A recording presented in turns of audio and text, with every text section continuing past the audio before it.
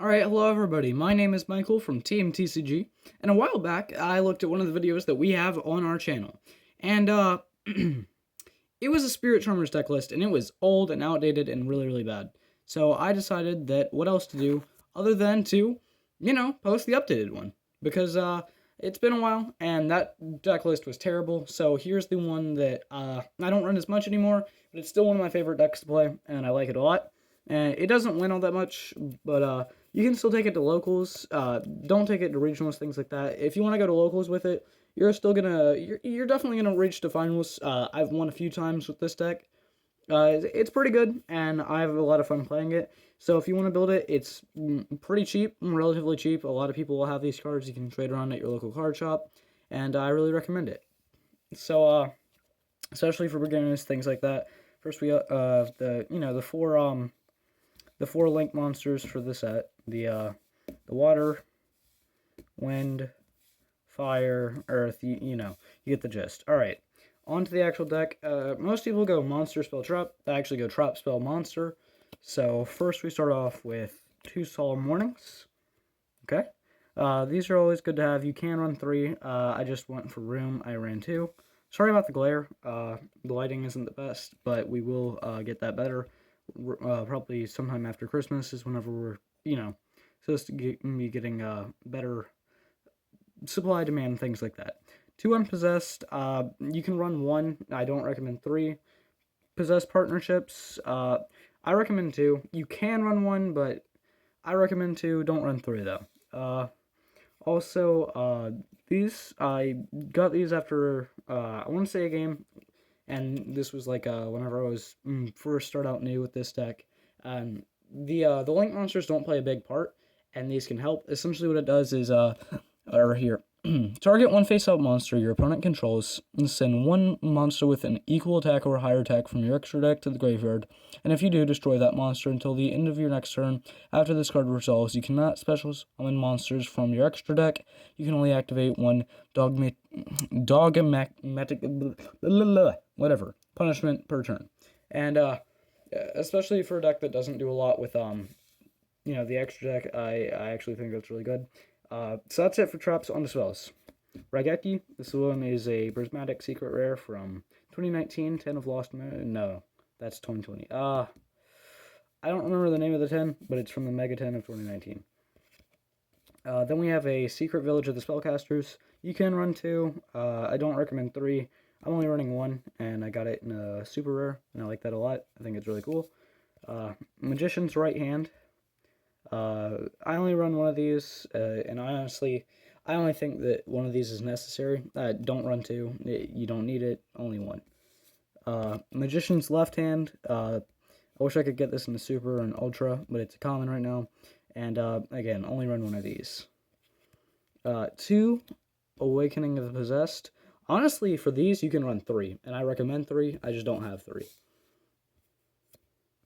Spirit Charmers, run three of these. I only have two in this deck, which is an oversight on my part, but run three of these. These are your biggest search power in your deck, and these are the most helpful spell cards in your deck, hands down. Run three of these if you can. You always want to have as many of these in your deck as possible, which is three. Kuriboh, just all time, a monster that you can use just for its quick effect. It can help just if your opponent only has one big boss monster out and you need to draw install for another turn, or if you're just trying to eat away at the clock, which it's a cheap tactic, but I have had to use it before. Not proud of it, but I have. Skullmeister, you can run two, don't run three, because if this gets in your hand, you can normal summon it, but that wastes the effect, and honestly, for combos, it just feels kind of bricky. You can't play a lot off of it, so run one or two of these. I'm only choosing to run one. Fairy Tale Luna. You can run two or three of these. It doesn't matter. They're just very helpful. I'm only running two, but I will probably end up running three whenever I get another one. Effect Veiler. Run three. I only have two. It's an oversight on my part. And I'm not trying to pay $5 for another one. And that's really, really cheap for a card, I'm aware. But I'm also broke and I don't have a job. Because I'm a child. Legally. Anyways. So, yeah, run three of these. these are really helpful. You can substitute these for Ash Blossoms, and honestly, if you want to, there's a lot of cards in here that you could probably substitute out. Run 3 of these and 3 Ashes. I don't have Ash Blossoms, just because I'm not gonna spend $20 for a common right now. Like I said, I'm broke. I only run one of these. I don't have the water one for the Awakening of the Possessed. So I run one of these and one of these. You know, you can actually search that out. I run one of these. You could run 2 of these in theory, but if you do, it can get kind of bricky in your hand, and you brick a lot, and that results in game losses, and you don't want to risk it. Then I run 2 Inari Fires. You can only control 1 at a time, but still you're going to want to see an Inari Fire in like your first hand. Don't run 3, because, you know, then you can't have 2 in your hand, and that'll just be dead weight, and you don't want that. So run 2 of those. I actually run 2 of these because they are extremely helpful. They do have pretty good power to you know, bring a you can special summon this card from your hand or deck by sending blah blah blah, you know, basic effect. And when this card is special summoned by its effect, I can special summon 1 level 4 lower monster in your graveyard, but I negate its effects. And I like that because it can, one of the cards that you used, like say for this, if you used one of these, you could, with its effect, once it's on the field, you could bring it back automatically, or one of the spellcasters you used. Speaking of which, I do run 2 of these. Don't run 3. Like I said, you can only have 1 of these per turn. I don't do the water one. I should for the water monster, and then the Awakening the Possessed water monster that's the big boy. I don't have that. I should probably get that, but oh well.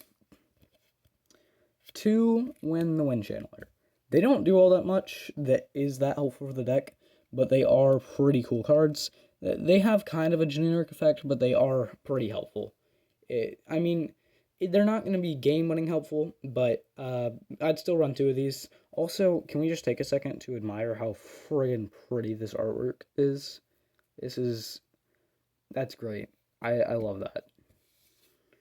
Anyways, you know, these are just the base cards. Run 2 of each. So, Familiar Possessed Araya, Familiar Possessed Hitaya, Familiar Possessed Win, and then Familiar Possessed Ayusa, Asa, whatever.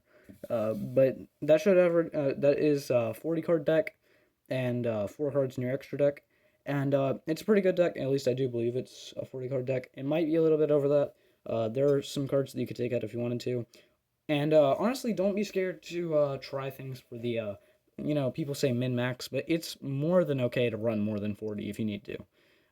And honestly, you can experiment with deck lists, trying to get more than that.